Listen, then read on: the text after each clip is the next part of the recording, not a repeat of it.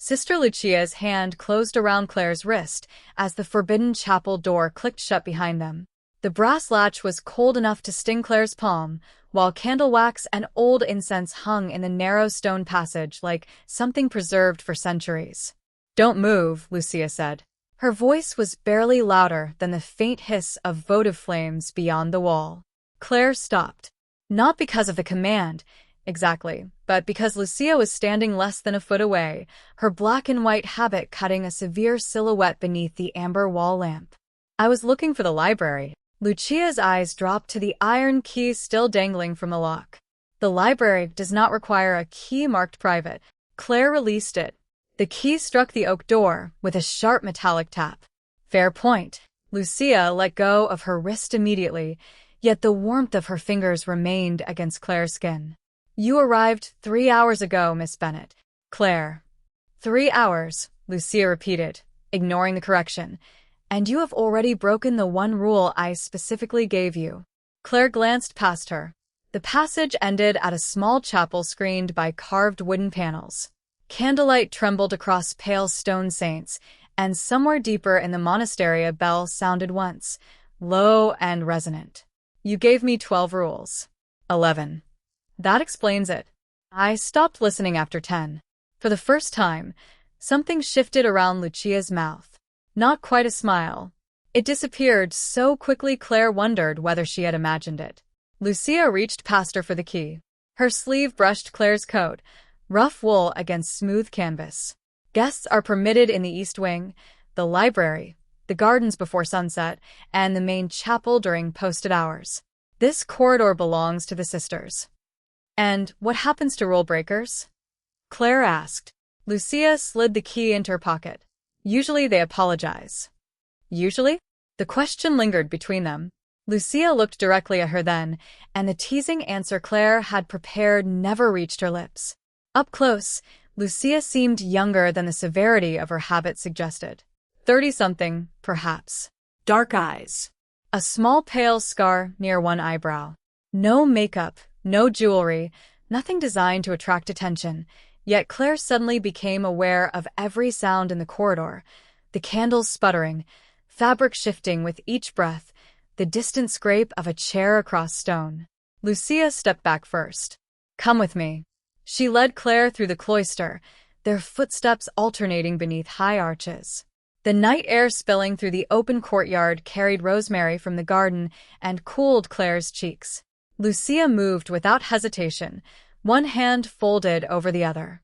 Claire followed with the uncomfortable awareness that she had spent months searching for silence, only to discover that silence could become remarkably loud around the wrong woman. Or perhaps the right one. At the guest house door, Lucia stopped. Warm light spilled from the room behind Claire, catching dust along the ancient wooden frame. "Breakfast is at 6:30, Lucia said. "Morning prayer is optional for guests. The restricted corridors are not." Claire rested her shoulder against the doorway. "You really think I'll do it again?" Lucia's gaze settled on her for one beat too long. "I think rules interest you most when someone tells you not to break them." "And you?" Claire asked. "What interests you?" The chapel bell began ringing again. Lucia's fingers tightened around the small prayer book against her chest. 1 ring. 2. 3. She should have turned away immediately. Instead, her eyes remained on Claire's face until the 4th bell. "Good night, Miss Bennett." She walked back toward the cloister, black fabric whispering over stone. Claire watched until the shadows swallowed her. Then she noticed something on the floor where Lucia had been standing, a narrow paper bookmark, apparently fallen from the prayer book. Claire picked it up. The paper was warm from Lucia's hand. On one side was a printed verse. On the other, written in dark blue ink, were 6 words: "Some rules protect us from ourselves." Claire found Sister Lucia in the herb garden just after sunrise, kneeling in the dirt with both hands wrapped around an old woman's trembling fingers. The rosemary smelled sharp in the cold air, and somewhere beyond the cloister wall a metal watering can clanged against stone. Claire stopped beneath the archway, the bookmark folded inside her coat pocket, but Lucia did not notice her. Slowly, Lucia said to the elderly visitor, "There's no prize for standing up fast, The woman laughed, breathless, and Lucia smiled back with such unguarded warmth that Claire almost looked behind her to make sure this was the same nun who had treated a locked corridor like a federal border the night before. Lucia brushed soil from the woman's sleeve, lifted the fallen basket at her feet, and carried it toward a wooden bench where bundles of lavender were drying in the pale morning light. Only then did she see Claire. The smile vanished. "You're awake." Apparently, I survived breaking Rule 11. Lucia's jaw shifted once. "Breakfast ended 20 minutes ago." "Then I guess I broke Rule 12. "There is no Rule 12. You keep saying that like it's going to stop me." Lucia turned away and began gathering loose sprigs of rosemary into the basket. Claire stepped into the garden. Gravel cracked beneath her boots. The cold had settled into the stone walls, but sunlight was beginning to warm the leaves, releasing the clean scent of mint and sage. "You dropped something last night." Claire held out the bookmark. Lucia froze. Not dramatically, just enough for the bundle in her hand to stop moving. Then she took it. Their fingers did not touch this time. "You read it." It was 6 words. That was not an answer. Claire tipped her head. "Yes." Lucia folded the paper once, precisely, and slipped it into her prayer book. "Some things are private. So are locked corridors. I'm learning." The old woman on the bench called Lucia's name. Without another word, Lucia crossed the garden and crouched beside her again, adjusting the scarf at her shoulders before guiding her toward the guest entrance. Claire watched Lucia slow her own pace to match the woman's uneven steps. "No impatience. No stiffness." No rules quoted. When the visitor stumbled near the threshold, Lucia caught the basket with one hand and steadied her with the other. Claire moved before thinking. She crossed the courtyard, took the heavier bag from Lucia, and pushed open the oak door with her shoulder. "I have it." Lucia looked at her, surprised. Together they brought the woman inside, where the air smelled of beeswax and fresh bread. After seeing her safely to the dining room, Lucia reached for the bag. Claire kept hold of it. "Where does this go?" "You don't have to help." "I know." Lucia studied her for a moment, then turned toward the pantry. "This way." For the next half hour, Claire carried jars, stacked folded linens, and moved 2 wooden crates from the pantry to the kitchen while Lucia worked beside her. There was no forbidden door, no accidental discovery, no mystery waiting to be solved. Just work. Real work. The scrape of wood across tile, the warmth from the ovens, flour hanging faintly in the air. Claire noticed Lucia hummed under her breath when she thought no one was listening. She noticed Lucia always gave the lighter crate to someone else and took the heavier one herself. And when Claire sliced her palm lightly on the rough edge of a crate, Lucia crossed the room at once. "Let me see." "It's nothing." "Claire." It was the first time Lucia had used her first name. Claire opened her hand. Lucia rinsed the shallow cut beneath cool water, dried it with a clean cloth, then wrapped a small bandage around her palm. Her movements were careful, practiced. When she finished, neither woman moved away immediately. The kitchen clock ticked behind them. Warm bread scented the air. Lucia's thumb rested for 1 second against the edge of the bandage before she withdrew her hand. "You should stay out of the pantry today." Claire glanced at the stacked crates. "Another rule?" "A request." "That's different." Lucia picked up her prayer book. "Yes." Claire followed her into the corridor, where sunlight spilled through stained glass in strips of blue and red across the stone floor. "You're different too." Lucia stopped. "From what?" "From the woman who caught me last night." Lucia turned slowly. "You met me for 5 minutes last night. Long enough to know you were trying very hard not to be human." The silence sharpened. A bell sounded somewhere above them, but Lucia did not move toward it. "You think because you saw me help someone carry a basket that you understand me?" "No." "I think you spend a lot of energy making sure people don't try." Lucia stepped closer, not enough to threaten, but enough that Claire could see the tiny gold flecks around her dark irises. "Then hear me clearly." Her voice was quiet now. "Do not make a game out of me because you are bored here." Claire's smile disappeared. "I'm not." "Then prove it." Lucia pressed the prayer book against Claire's uninjured hand. "Tomorrow morning, 6 o'clock. Help me in the kitchen before prayer. No locked doors. No jokes about rules. No testing boundaries. Claire looked down at the book, then back at her. And if I come? Lucia's gaze held hers. Then perhaps I'll believe you came here for something other than trouble. At 6 the next morning, Claire walked into the monastery kitchen carrying 2 empty bread baskets and found Lucia already elbow-deep in flour. Copper pans reflected the yellow stove light. The room smelled of yeast and strong coffee, and the stone floor held the night's chill through the soles of Claire's boots. Lucia glanced at the clock. 5:58. Claire set the baskets down. Try not to sound disappointed. I'm surprised. That hurts more. This time Lucia's smile lasted long enough to be undeniable. She pushed a white apron across the wooden table. Bread. For nearly an hour, Claire followed instructions without challenging a single one.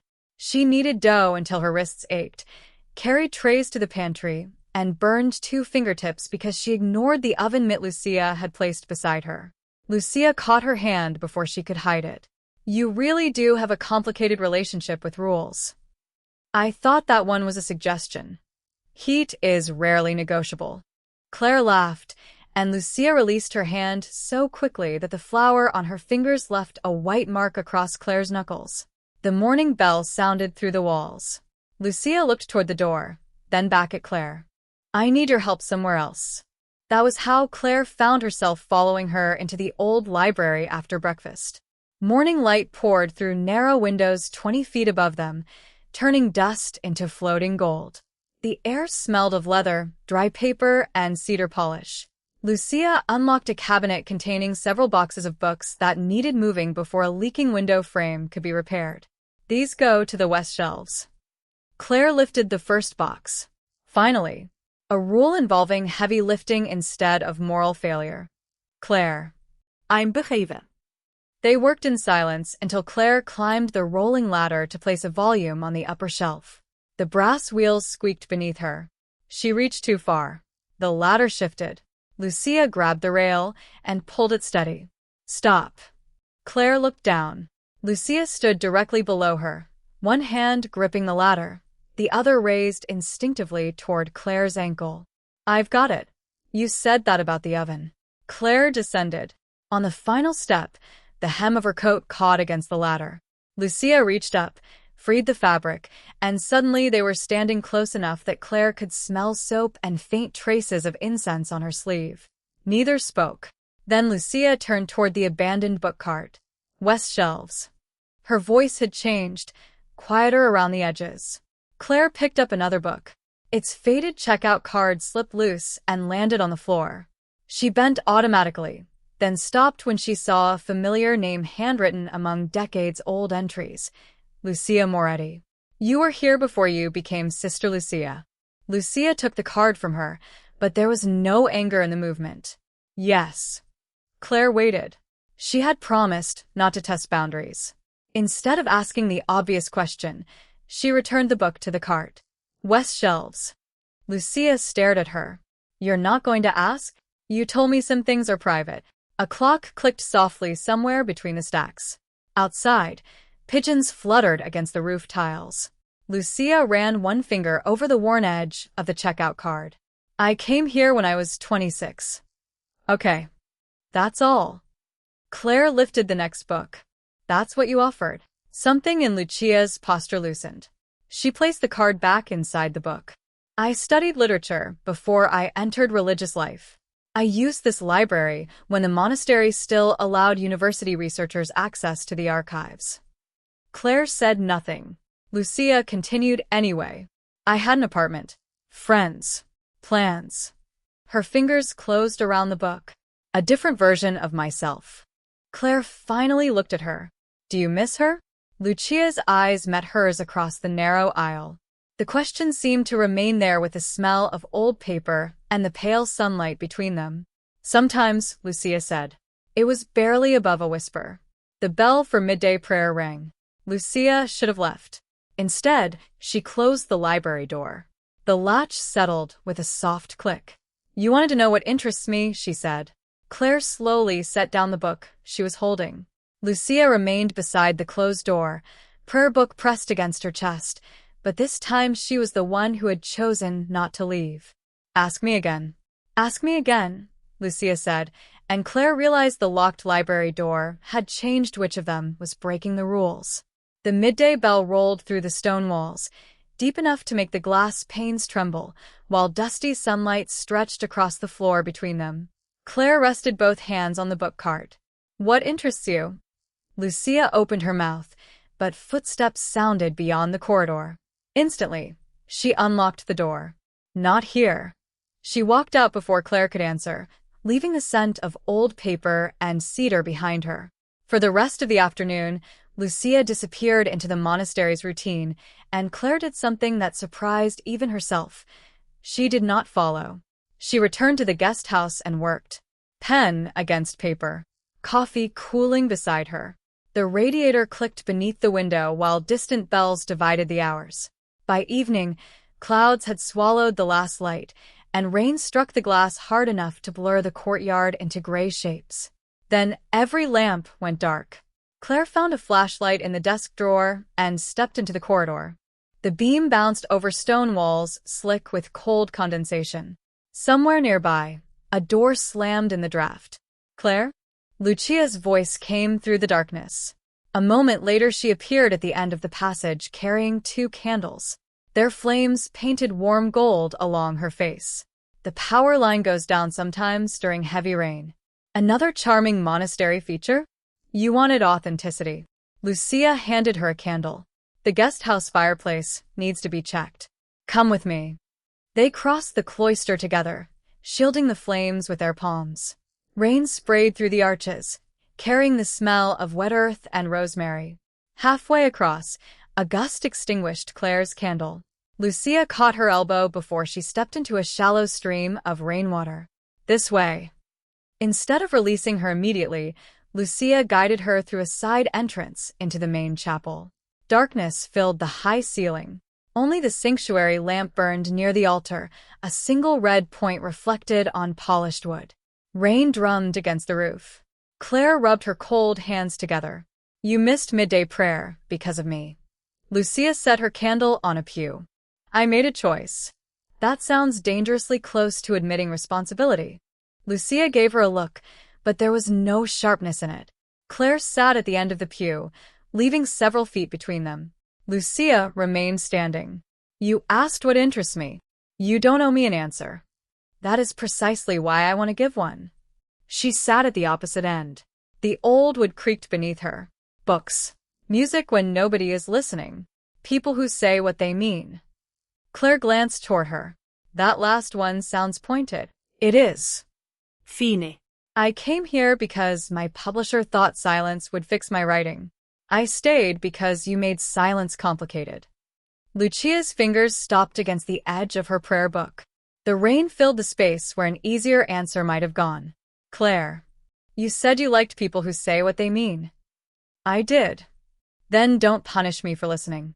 Lucia rose abruptly and walked toward the altar rail. Claire stayed where she was. She could hear Lucia's measured breathing beneath the rain, see candlelight trembling along the white edge of her veil. Before I came here, Lucia said, facing away, I believed choosing one life meant every other possibility would eventually become quiet. Claire said nothing. Lucia turned. Most of them did. A gust pressed rain against the stained glass. Most? Claire asked. Lucia's gaze dropped briefly to the floor between them. There was someone I cared for. No name followed. No elaborate history. Only that sentence. A woman? Claire asked softly. Lucia closed her eyes for 1 second. Yes. Claire's fingers tightened around the cold edge of the pew. Lucia looked at her again. That is not permission to imagine yourself replacing her. I wasn't. Good. But Lucia's voice broke slightly on the word. Claire stood. She moved toward the chapel doors, deliberately giving Lucia space. I should check that fireplace. Her hand reached the iron handle. Claire. She stopped. Lucia had not moved from the altar rail. When you said I made silence complicated, the sanctuary lamp burned between them, small and red in the darkness. Did you mean what I think you meant? Claire could have made a joke. Instead, she turned fully toward her. Yes. Lucia's hand closed around the wooden rail. The bells began again, announcing evening prayer. This time she did not look toward them. Then I need to tell you something before either of us mistakes restraint for indifference. Her voice fell almost beneath the rain. You are not the only one finding this difficult. By breakfast, Lucia had turned 6 feet of monastery corridor into a distance Claire was no longer allowed to cross. Silverware clicked against ceramic bowls in the dining room, fresh bread and bitter coffee scented the warm air, and every time Claire looked toward the serving table, Lucia found something else to do. She refilled water pitchers, rearranged cups, carried an empty tray into the kitchen before Claire could reach her. The confession in the dark chapel had changed something, but not in the direction Claire expected. When Lucia finally entered the pantry alone, Claire followed only as far as the doorway. Are you avoiding me? Lucia placed a jar of honey onto the shelf. I am working. You've reorganized those jars twice. Lucia's hand stopped. Morning light came through the small window behind her, illuminating flour dust in the air. Then perhaps they required reorganizing. Claire almost smiled, but Lucia's face stopped her. Last night happened, Claire said. I know. You said this was difficult for you too. I remember exactly what I said. Lucia lifted a wooden crate from the floor. Claire stepped forward automatically to help, but Lucia moved around her. Please don't. 2 quiet words. Claire lowered her hands. All right. She left. That afternoon, the difference became impossible to ignore. Claire worked alone in the library, cataloging books they had moved the day before. The radiator gave off dry heat, old leather scented the narrow aisles, and rainwater still tapped intermittently from the repaired window frame into a metal bucket. Lucia appeared carrying a stack of returned volumes. She placed them on the desk without meeting Claire's eyes. These need shelving. West side. Yes. Claire reached for them. Their hands nearly met over the top book. Lucia pulled hers back. The book slipped. Claire caught it against her chest before it hit the floor. The sound echoed through the library. This can't continue, Lucia said. Claire set the book down carefully. The shelving. You know what I mean. Lucia walked toward the tall windows. Her prayer beads were wrapped tightly around one hand. I have spent years building a life around promises I made freely. You arrive, ignore a locked door, challenge every answer I give you, and suddenly I am standing in chapel missing prayer because I cannot stop talking to you. Claire stayed behind the desk. I didn't ask you to miss prayer. That makes it worse. Lucia turned. You aren't forcing anything. You aren't asking anything from me. And still I notice when you enter a room. The bucket beneath the window received another drop. Ping. Then another. Claire's fingers flattened against the desktop. Lucia. No, Lucia crossed the aisle and took the stack of books back. I need this to stop before I begin calling choices accidents. She headed for the door. Claire followed, but stopped several feet away. Tell me what you want me to do. Lucia gripped the brass handle without opening it. Stay away from me. The words landed harder because she spoke them quietly. No kitchen tomorrow. No library work with me. Use the guest chapel, not the sister's chapel. If you need something, ask another sister. Claire swallowed whatever answer had risen first. For how long? Lucia looked over her shoulder. Until you leave. This time Claire did not argue. She nodded once. Okay. Lucia's expression changed, as though resistance had been the one thing she had prepared herself to survive. Claire stepped backward. You asked me to prove I could respect a boundary. I will. She walked past the shelves, collected her notebook and coat, and left without another word. The next 2 days became an exercise in absence. Claire ate later, worked in her room, took the far path through the garden. When Lucia crossed the courtyard, Claire changed direction before their eyes could meet. No jokes. No accidental conversations. No excuses. On the 3rd evening, Claire sat alone in the guest parlor beside a crackling fire, pencil moving across a manuscript page while orange light warmed the worn rug and wood smoke settled into her sweater. A shadow stopped beneath the doorway. Claire did not look up immediately. "You needed something?" she asked. Silence. Then Lucia's voice. "No," Claire raised her eyes. Lucia stood there holding her prayer book against her chest. "Then I should keep working." "Yes." Lucia remained exactly where she was. The fire snapped between them. Claire lowered her gaze to the page again. 10 seconds passed. 20. Finally, Lucia stepped into the room and closed the door behind her. "Claire." The pencil stopped. "I asked you to stay away from me." Claire looked up. "And I did." Lucia's grip tightened around the book. For the first time since Claire arrived, the rule belonged entirely to Lucia, and Lucia was the one breaking it. Lucia stood inside the closed guest parlor as if she had crossed a line painted across the floor and only now noticed it beneath her feet. Firelight moved across the dark wood paneling. The clock on the mantel clicked steadily, and the room carried the dry warmth of burning oak mixed with the coffee cooling beside Claire's manuscript. Claire set her pencil down. "You made the rule." "I know. Then why are you here?" Lucia looked toward the fire instead of answering. Her prayer book remained pressed against her chest, but her fingers kept shifting along its worn leather edge. Claire waited. No teasing. No rescue. Finally, Lucia crossed to the table and placed the book beside Claire's pages. "Because 3 days ago, I thought distance would make this simpler." "Did it?" "No." The word came quickly enough to surprise them both. Claire pushed back her chair, but stayed beside the table. "I can leave the room." Lucia's eyes lifted. "That is exactly the problem." Claire said nothing. Lucia took 2 steps toward the fireplace. Orange light caught the white edge of her veil. "You obeyed me. Every ridiculous detail. You changed where you ate. You stopped coming to the library. Yesterday, I saw you turn around in the garden because I was walking toward you. You asked for distance. And you gave it to me." A log cracked sharply in the grate. Lucia flinched, then laughed once under her breath, without humor. "I spent 3 days waiting for you to break the rule." Claire's hand tightened around the back of the chair. Why? Lucia finally faced her. "Because then I could blame you." The room went still except for the clock. Claire walked to the window and pulled the curtain aside. Beyond the glass, the cloister was silver beneath courtyard lamps, its stone arches empty. "I won't give you that excuse." "I know. And I won't become something you hide in this room." Lucia's chin lifted slightly.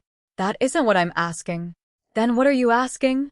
Lucia approached the table again, stopping several feet away. "I don't know." Claire nodded once, reached for her manuscript, and began gathering the loose pages. "Then we shouldn't be having this conversation." "Claire." She slid the pages into a folder. "You were right about one thing. This has to stop before choices start getting called accidents." Lucia watched her fasten the folder. "What are you doing?" "Leaving." The word changed the air between them. Claire crossed to the small writing desk where an envelope from her publisher lay beneath a brass lamp. "I was supposed to stay another 10 days. I'll call tomorrow and tell them I'm coming back early." Lucia's prayer book slipped slightly beneath her fingers. "Because of me?" "Because staying here while pretending nothing is happening between us isn't respectful to either of us." "You don't have to leave. 3 days ago you told me to stay away until I did." "I was wrong." Claire looked at her. The admission seemed to cost Lucia something. Her shoulders had gone rigid beneath the black fabric. "Wrong about what?" Claire asked. Lucia crossed the distance between them before apparently realizing she had done it. Now only the corner of the table separated them. Firelight flickered over Claire's manuscript and Lucia's abandoned prayer book. About believing distance was enough. Claire did not move. Lucia reached for the folder in Claire's hand, then stopped before touching it. "How soon?" "Tomorrow afternoon, if I can arrange transportation." Lucia's eyes closed briefly. When they opened, Claire saw none of the controlled severity from their first night. "Then tomorrow is too soon." "For what?" The chapel bell began its final evening sequence, each note vibrating through the window glass. Lucia looked toward the sound. For several seconds, Claire thought she would retreat into the familiar rhythm of prayer. Instead, Lucia took her prayer book from the table and held it at her side. For me to understand what I am doing. That isn't something I can decide for you. I'm not asking you to. Lucia opened the parlor door. Cold corridor air entered immediately, carrying the faint scent of incense. She paused on the threshold. But I am asking you for one day. Claire stared at her. One day for what? Lucia's fingers curled around the doorframe. Tomorrow evening, pack if you still want to. Leave the following morning. But give me until sunset before you decide. Lucia, please. The bell stopped. In the sudden silence, Lucia looked back at her. You broke my rules when you arrived. I thought that was the danger. Her gaze dropped to Claire's packed manuscript, then returned to her face. I was wrong. The dangerous part is that now I'm the one asking you to stay. Claire stayed, but at sunrise her suitcase was already open on the narrow bed. Pale light crossed the wooden floor in long rectangles, the radiator clicked beneath the window, and folded sweaters carried the faint cedar smell of the guesthouse drawers. She placed her manuscript beside them, then added the coat she had worn the night Lucia caught her at the forbidden door. One day. That was what Lucia had asked for.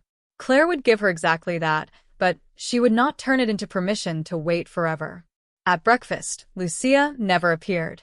At noon, Claire crossed the cloister with her notebook under one arm while bells rang above the courtyard and rosemary released its sharp scent beneath the warming sun. Still nothing. By late afternoon, the monastery had settled into its familiar hush. Claire returned to the guest house and began packing the last of her things. She had just closed one suitcase buckle when someone knocked. Lucia stood outside. No prayer book this time. She held several folded pages. May I come in? Claire stepped aside. Lucia entered, but remained near the door. The room smelled of paper, wool, and the coffee Claire had forgotten on the desk. You asked for until sunset, Claire said. You have about 40 minutes. Lucia looked toward the orange light gathering beyond the window. I know. She placed the pages on the desk. Claire recognized Lucia's handwriting immediately, the same dark blue ink as the bookmark from her first night. What is that? Something I wrote this morning. Claire did not touch it. For me? Lucia's fingers tightened against the desk. I thought so when I started. Claire waited. Then I realized I was writing to myself. Lucia unfolded the first page, glanced at it, and gave a small shake of her head. I kept trying to decide whether you were a temptation, a disruption, some test I was supposed to endure. Claire's suitcase buckles snapped shut behind them as the leather settled. Lucia looked toward it. It was convenient. Convenient. If you were the problem, I wouldn't have to ask what existed before you arrived. Claire moved closer to the desk, leaving space between them. And what existed? Lucia stared at the pages. Fear dressed as certainty. The courtyard bell sounded once. Sunset approaching. Lucia slid the pages toward Claire. Read them. Claire put one hand over the papers, then pushed them back. Lucia blinked. Why? Because you said they became something you wrote to yourself. Claire, I brought them here because you want me to understand. Ido. Claire folded Lucia's hand over the pages instead. But I'm not going to use your private thoughts to make this decision easier for either of us. The second bell rang. Lucia's eyes stayed on their hands. Claire released her.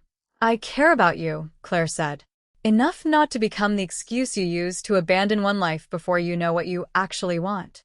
Lucia drew a slow breath. And if what I want is you? Claire's jaw tightened, but she reached for her coat instead of Lucia. Then I need to hear that from a woman who is free to say it without hiding behind a locked door. Lucia stepped into her path, not touching her, not retreating either. You think this is easy for me? No, you think I asked you to stay because I wanted another day to think. Didn't you? Lucia shook her head. Outside, the third bell sounded. I asked because the thought of watching you leave tomorrow made every rule I had been using to protect myself suddenly feel like a wall I built from the inside. Claire's hand remained on her coat. That still doesn't tell me what you're choosing. Lucia looked toward the window. The sun had reached the monastery wall, turning the stone copper. Not yet. Claire nodded. Then, I'm leaving in the morning. Lucia closed her eyes. The fourth bell rang. Claire moved around her and lifted the suitcase from the bed. "I won't ask you to stay," Lucia said. Claire stopped. "Good. And I won't ask you to wait." Lucia picked up the handwritten pages and walked to the door. Then she turned, her face half lit by the last strip of sunset. "But before you go, I am going to stop asking what I'm allowed to feel and decide what I am willing to do about it." The final bell struck. Lucia opened the door. "Tomorrow morning, Claire. Whatever happens, you will have my answer." Claire carried her suitcase across the cloister before sunrise and found Lucia waiting beside the chapel doors. The courtyard stones were cold beneath Claire's boots. The air smelled of damp rosemary and candle smoke, and somewhere above the tiled roof the first bell rope groaned before striking 6. Lucia had the handwritten pages from yesterday folded beneath one arm. "You said morning," Claire said. "It's morning." Lucia opened the chapel door. "Come inside." Claire left her suitcase beside the entrance and followed. Rows of empty pews disappeared into blue pre-dawn shadow. Beeswax candles burned near the altar, their small flames reflecting against polished wood, while the stone beneath Claire's palm felt almost icy when she steadied herself against the end of a pew. Lucia walked to the front but did not kneel. "Last night I read those pages until I could no longer tell whether I was praying or arguing with myself." Claire remained several feet behind her. "And," Lucia unfolded the pages, "and I kept writing sentences that blamed you." Paper crackled between her fingers. Claire disrupted my peace. Claire made me question my promises. Claire made me want something I had chosen to live without. She looked back. Every sentence was a lie. Claire's suitcase waited beyond the chapel doors. She could still leave. Then what's true? Lucia tore the pages once through the middle. The sound was startlingly loud beneath the vaulted ceiling. She tore them again, walked to a small wastebasket beside the sacristy entrance, and dropped the pieces inside. "You did not create this conflict. You exposed it." Claire's fingers tightened around the pew. "That doesn't mean you should choose me." "I know. And it doesn't mean your life here was false." "I know that too."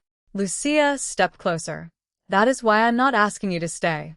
Claire stared at her. "Then this is goodbye. For now." The first full bell sounded overhead. Lucia flinched at its force, but she kept speaking. "After I leave this chapel, I am going to speak with the superior." Claire's breath caught. "About us." "About me." Lucia's voice remained steady. "About whether I can continue making promises while privately wishing the rules would make my decisions for me." Claire took one step forward.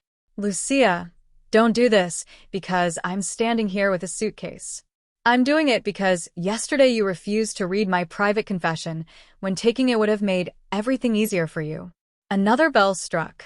Lucia looked toward the altar, then back to Claire. "You are the first person in a long time who wanted my choice more than you wanted my answer." Claire's hand fell from the pew. "What happens after you speak to her?" "I don't know." "Could you leave?" "Perhaps." "Could you stay?" Lucia nodded. "Perhaps." The uncertainty hung between them with the incense smoke. Claire crossed the remaining distance, but stopped an arm's length away. "Then I'm still leaving." Lucia swallowed. "Yes. Because if I wait outside those gates, this becomes about me." "Yes." Claire reached into her coat and removed the narrow bookmark Lucia had dropped on her first night. She had kept it even after returning it once. Lucia had slipped it into Claire's manuscript days later, without explanation. "Some rules protect us from ourselves." Claire placed it on the pew between them. "Maybe some do," she said. "And maybe some only postpone the question." Lucia looked down at the 6 words. "You really cannot resist arguing with my rules." "Apparently not." A small laugh escaped Lucia, fragile and brief. Then the final morning bell began. Claire turned before either of them could turn the moment into something easier than it was. She lifted her suitcase, crossed the courtyard, and walked toward the iron gate. Gravel ground beneath the wheels. Cold air burned in her lungs. At the gate, she looked back once. Lucia stood beneath the chapel arch, motionless in black and white. Claire raised one hand. Lucia did the same. Then Claire stepped through the gate and pulled it closed behind her. The iron latch fell with a hard metallic click. Lucia watched until Claire disappeared beyond the stone wall. Only then did she turn away from morning prayer. She crossed the cloister in the opposite direction, still carrying the bookmark, and stopped before the superior's office. For years, bells had told Lucia exactly where she belonged and when she should be there. This time, while the chapel bell called her back, Lucia lifted her hand and knocked on a different door. 4 months later, Claire was editing the final chapter of her manuscript when a familiar voice behind her said, "You still ignore rules about coffee near important pages." The cafe smelled of roasted beans and cinnamon. Afternoon sunlight warmed the scratched wooden table, and Claire's pencil stopped halfway through a sentence. She did not turn immediately. The voice had changed somehow. Or perhaps what was missing had changed it. No chapel hecho. No bells. No careful distance. Claire slowly looked over her shoulder. Lucia stood beside the neighboring table in a charcoal coat, dark slacks, and a cream sweater.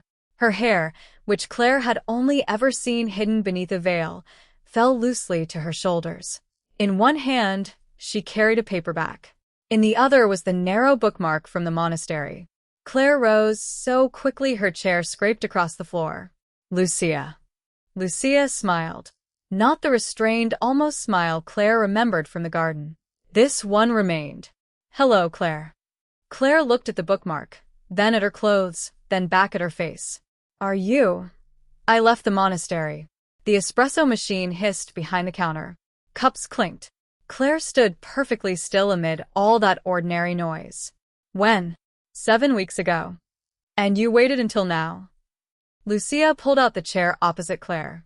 "Leaving religious life was not a door I wanted to run through because someone was waiting on the other side." Claire slowly sat down. Good. Lucia's eyebrow lifted. "Good. I told you I wanted your choice." "You did." Lucia placed the bookmark between them. "So I made one." Claire touched neither Lucia nor the paper. "Tell me." Lucia wrapped both hands around the coffee the server set before her.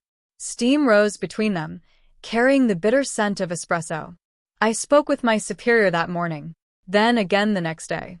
I spent weeks in discernment. I prayed. I argued. I changed my mind twice before breakfast, more than once." Claire's mouth curved. "That sounds like you." Eventually I understood something. Lucia looked through the window where pedestrians moved beneath red and gold leaves. "My years there were real. My faith was real. The good I did was real. Leaving does not make any of that a lie." Claire nodded. "And me?" Lucia turned back. "You were never proof that my life there was false." Her fingers moved toward the bookmark. "You were simply the person who made it impossible for me to keep confusing fear with devotion." Claire's eyes dropped to the 6 handwritten words. Some rules protect us from ourselves. "So what happens now?" she asked. Lucia laughed softly. "You really need everything organized into chapters." Occupational hazard. Lucia stood. Claire watched her walk around the table. This time there was no habit, no prayer book held like a shield, no monastery rule defining the distance she was supposed to keep. Lucia stopped beside her. "Now I ask you a question I could not ask honestly 4 months ago." She offered her hand. "Would you have dinner with me?" Claire looked at the open palm. "Is this a date?" "Very much so." "Any rules?" "Several." Claire finally placed her hand in Lucia's. "Of course there are." Lucia's fingers closed gently around hers. "We tell the truth. Neither of us becomes the other's excuse. And if either of us needs space, we ask instead of disappearing behind 6 feet of corridor."